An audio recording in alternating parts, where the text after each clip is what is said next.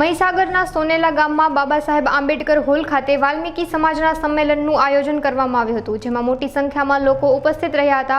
આ સાથે સમાજના અલગ અલગ મુદ્દાને લઈ આગામી સમયમાં પ્રધાનમંત્રીને રજૂઆત કરાશે તેવી રજૂઆત પણ કરવામાં આવી હતી। આજે મહીસાગર જિલ્લામાં મોટી સંખ્યામાં સંમેલનની અંદર ખૂબ મોટી સંખ્યામાં જોડાયેલા હતા।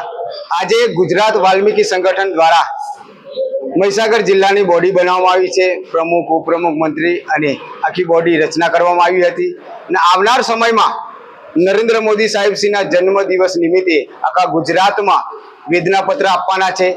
1/1/2025 ના રોજ માલપુરથી અમે દિલ્હી દંડવત પ્રણામ યાત્રા કરવાના છે કે જે વાલ્મીકી સમાજને જે અન્યાય થઈ રહ્યો છે, કામદારોને કાયમી કરવામાં નથી આવતા, એજન્સી દ્વારા ભરપૂર શોષણ થઈ રહ્યો છે ને આજ દિન સુધી કાયમી કરવામાં આવતા નથી। અમારી જે 2% જે જગ્યાઓ હતી એ પણ રદ કરવામાં આવી છે। એના માટે અમે માલપુરથી અમે દિલ્હી દંડવત પ્રણામ યાત્રા કરવાના છે અને અમે સુપ્રીમ કોર્ટને અમે વંદન કરીએ છીએ કે જે સુપ્રીમ કોર્ટે આદેશ આપ્યો છે કે અતિ પછાત વાલ્મીકી સમાજને વિભાજન કરી એસસી સમાજમાં જે 7 બેઠકો છે જે 7% એમાંથી વિભાજન કરી અને વાલ્મીકી સમાજને 3% અનામત આપીને જે 13 સીટો છે વિધાનસભાની અંદર એમાં 6 સીટો વાલ્મીકી સમાજને મળે એવી અમે સરકારશ્રીને નામદાર કોર્ટને અમે વિનંતી કરીએ છીએ।